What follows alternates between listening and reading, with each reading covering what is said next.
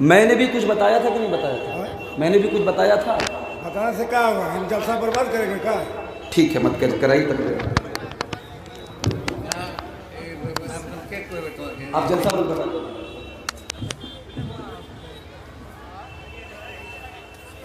क्या गुस्सा करके जाते हैं?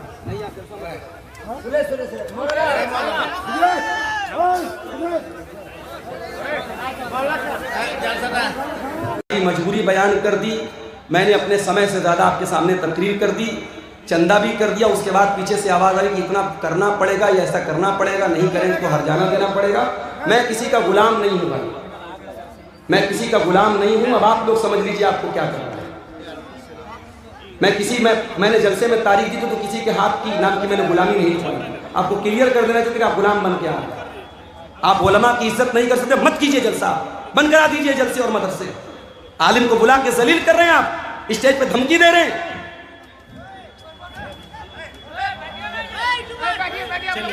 मैं भी कसम खाता हूं कि आइंदा इस इलाके में अब इंशाअल्लाह नहीं होगा। बहुत मुझे आज तकलीफ हुई, बहुत दर्द हुआ। जिस तरीके का लबो लहजा, जिस तरीके की जबान इस्तेमाल हो रही है, आप आलिम को बुला करके डरा रहे हैं, उसको जो है आतंकित कर रहे हैं, उसको दहशत में मुब्तला कर रहे हैं। एक आदमी मुझसे आके कहता है कि संभल के जाइएगा, आपके ऊपर हमला हो सकता है। मतलब आप इसलिए एक मेहमान को बुलाते, आलिम को बुलाते।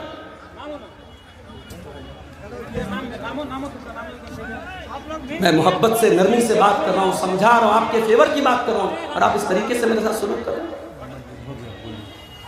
मैं कितनी बार बताऊं कि मेरी मजबूरी है भाई।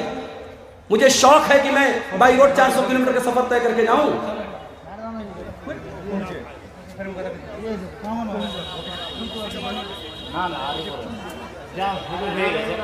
मैं गवर्नमेंट टीचर हूं मदरसे में, वहां सुबह बायोमेट्रिक लगेगी, अंगूठा लगाना है मुझे। उत्तर प्रदेश मुझे जाना है, बनारस जाना है। मैं मजबूरी पता, मैं जुमा में बयान कर चुका हूं।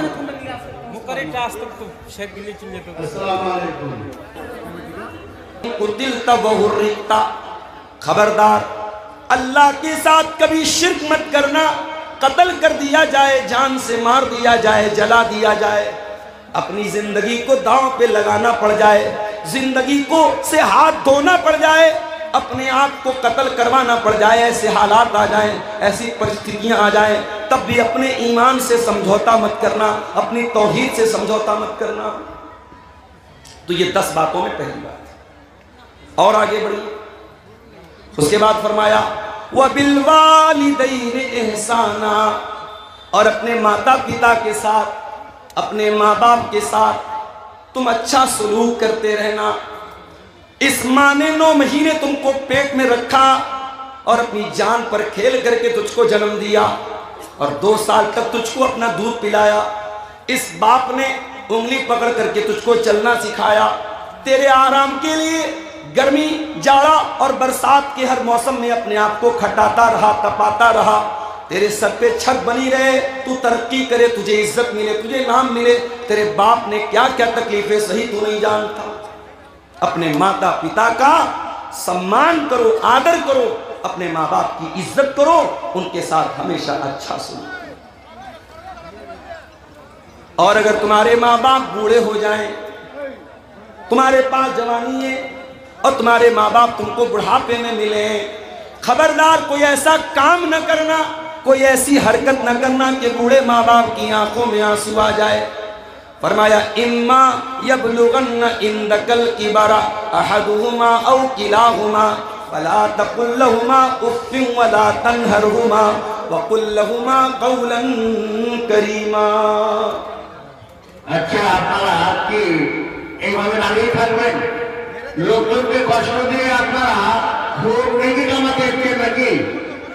এদিকে যতদিন লোক আছে, লোকেরা যদি না বসে তো ভলেন্টিয়ারদেরকে বলছি তোমরা এটাকে টেনে ফেলে দাও, বাইর করা রেখে এখান থেকে। আর তোমরা দাঁড়িয়ে আছো, দাঁড়িয়ে কোরআন হাদিসের কথা শুনতে হয়।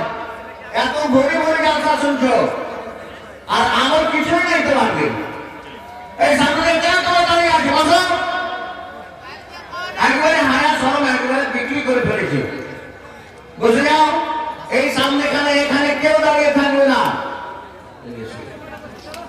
फरमाया तुम्हारे वालिदैन, तुम्हारे माँ बाप अगर बूढ़े हो जाएं, और तुम जिंदा हो, तुम बाकी हो, तुम्हारे सामने माँ बाप बूढ़े हो जाएं, फला तकुल लहुमा उफ़्फ़िन, तो खबरदार अपने माँ बाप को उफ भी मत कहना, वला तनहरहुमा, उनसे डांट करके, उनसे बदतमीजी के साथ कभी बात मत करना। सारे जमाने के लिए अच्छे हो तो क्या हो, अगर अपने माँ बाप के लिए अच्छे नहीं हो, माँ बाप से अदब से बात नहीं करते, तमीज से बात नहीं करते, तो तुम अल्लाह की नजर में एक अच्छे इंसान नहीं हो, एक अच्छे मुसलमान नहीं हो। उसके बाद फरमाया वकुल लहुमा कौलन करीमा, और जब भी अपने माँ बाप से बात करो, नम्रता के साथ बात करो, आदर के साथ बात करो, नरमी के साथ बात करो, कोमल स्वभाव के साथ बात करो, अच्छे लहजे में बात करो।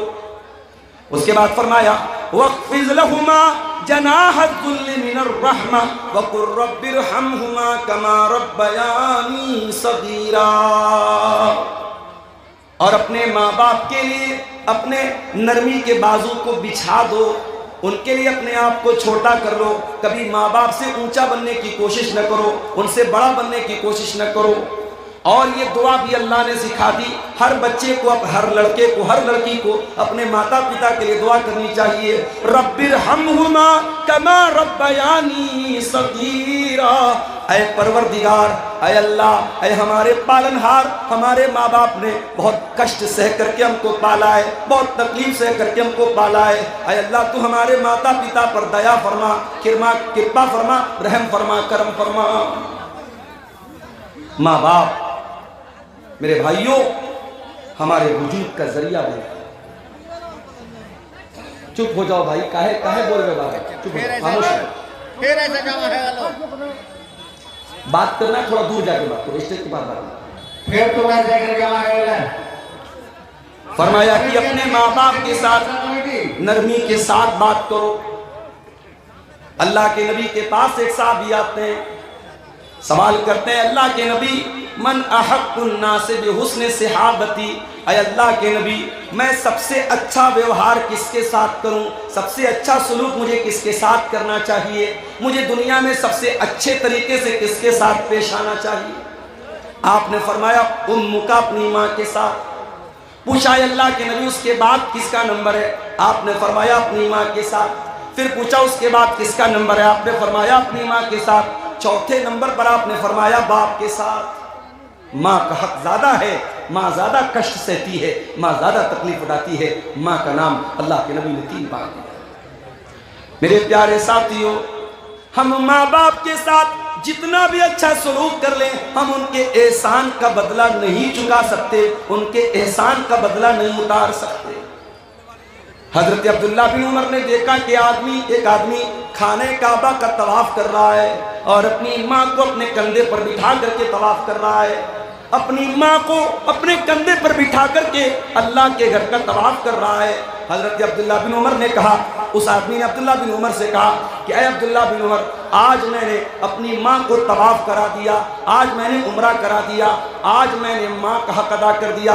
अल्लाह के प्यार हजरत अब्दुल्ला बिन उमर ने फरमाया कि वला ज़फ़रतन, ऐ मेरे भाई, अभी तो तेरी माँ ने तुझको जन्म देने के टाइम तेरी माँ को जो पीड़ा हुई थी, जो दर्द हुआ था, तेरी माँ की जुबान से जो आह की आवाज निकली थी, अभी तो तूने उस आवाज का भी हक अदा नहीं किया है, उनका हक अदा नहीं कर सकते। कोशिश करो कि हमारे माँ बाप को हमारी वजह से कोई दुख न हो।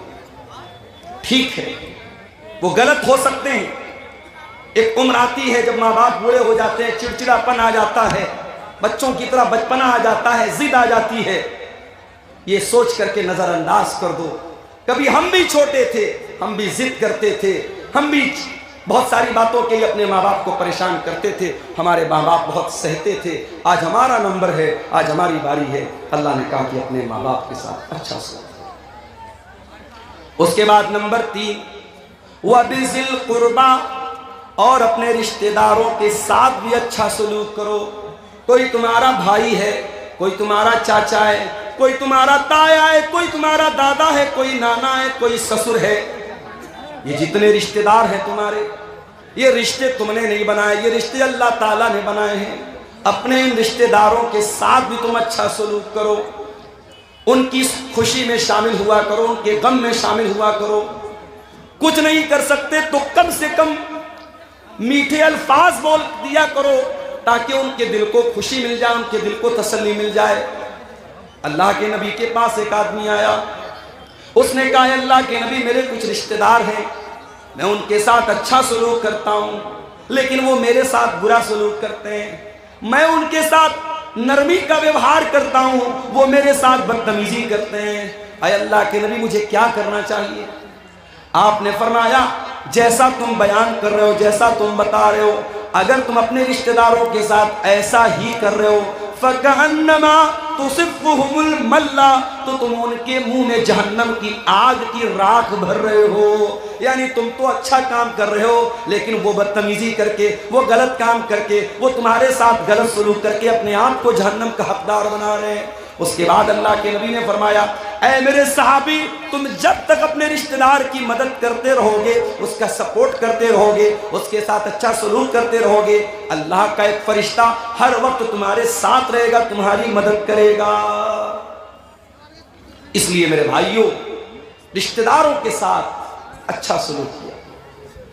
जब आप दान देने के लिए निकलें, जब आप ज़कात बांटने के लिए निकलें, जब आप गरीबों की मदद करने के लिए निकलें, तो पहले नज़र दौड़ाओ कि मेरे रिश्तेदारों में, मेरे ख़ानदान में, मेरे करीब के लोगों में कहीं ऐसा तो नहीं कि कोई ज़कात का हकदार है, कोई सदका खैरात का हकदार है, कोई मदद का हकदार है, कोई ऐसा है कि हम उसकी सहायता कर सकते हैं, उसकी मदद कर सकते हैं। अगर कोई रिश्तेदार है तो पहले उसकी मदद करो।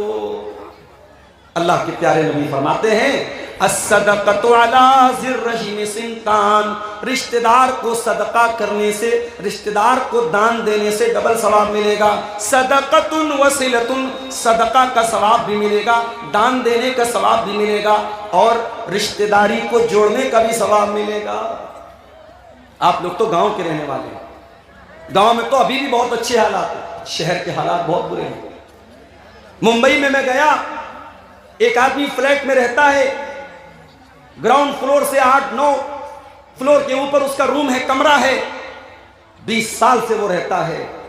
उसके पड़ोस में कौन रहता है, उसके पड़ोसी का नाम क्या है, 20 साल में उसको ये जानने की भी कभी तौफीक नहीं। ये बड़े बड़े शहरों का ये हाल है मेरे भाई। कौन जीता है, कौन मरता है, जैसे हम कार से जाते हैं, कोई कुत्ता मरा है, कोई बिल्ली मरी है, हम उसको देखते भी नहीं है। वो हालत आज ये इंसान इतना खुद गर्ज हो चुका है, इंसान इतना सेल्फिश हो चुका है, इतना स्वार्थी हो चुका है कि आज कौन जी रहा है, कौन मर रहा है, इंसान को इसकी टेंशन नहीं, इसकी चिंता नहीं। इस्लाम मेरे प्यारे भाइयों इतना खुदगर्ज बनने की इजाजत नहीं देता। इस्लाम ये कहता है तुम दुनिया में अकेले तो नहीं आए हो, एक परिवार के सदस्य बनकर के आए हो, एक फैमिली के मेंबर बनकर के आए हो। जब दुनिया में आंखें खोलते हो, कोई तुम्हारा दादा है, कोई तुम्हारा चाचा है, कोई तुम्हारा ताया है, कोई माँ है, कोई बाप है। इन रिश्तों के बीच में तुम आए हो, इन रिश्तों की कदर किया करो, इन रिश्तेदारों के साथ हमेशा रिश्ता जोड़ा करो। और एक तरीका आपको बताओ माल में बरकत हासिल करने का। अगर आप ये चाहते हैं कि आपके माल में बरकत पैदा हो, आपके पैसे में बरकत आ जाए, आपके घर में ढेर सारा पैसा आ जाए, आइए आपको एक तरीका बताता हूं। अल्लाह के प्यारे नबी फरमाते हैं तअल्लमू मिन अंसाबिकुम मा तसिलून बिही अरहामकुम। ओ लोगों, अपने खानदान को पहचानो, अपने रिश्तों को पहचानो, ताकि अपने रिश्तेदारों के साथ तुम अच्छा सलूक कर सको। जब तुम अपने रिश्तेदारों के साथ अच्छा सलूक करोगे, उनको पहचानोगे, उनके खुशी और गम में शामिल हो जाओगे, अल्लाह के नबी फरमाते हैं फ़इन्नहा महब्बतुन फिल अहली मनसातुन फिल असरी मसरातुन फिल माली। उससे 3 फायदा होगा, 3 बेनिफिट होगा, 3 लाभ होगा। पहला लाभ तो ये होगा कि परिवार में मोहब्बत बढ़ेगी, दूसरा फायदा ये होगा माल में बरकत पैदा होगी, और तीसरा फायदा ये होगा कि आपकी उम्र में अल्लाह बरकत देगा। अगर आप दौलत वाले हैं, अगर आप करोड़पति हैं, अगर आपको अल्लाह ने नवाजा है, अपनी दौलत अपने ऊपर खर्च की तो क्या की, अपने बीवी बच्चों पर खर्च की तो क्या की। दौलत का सही इस्तेमाल तो ये है अपने बाल बच्चों की जरूरत पूरी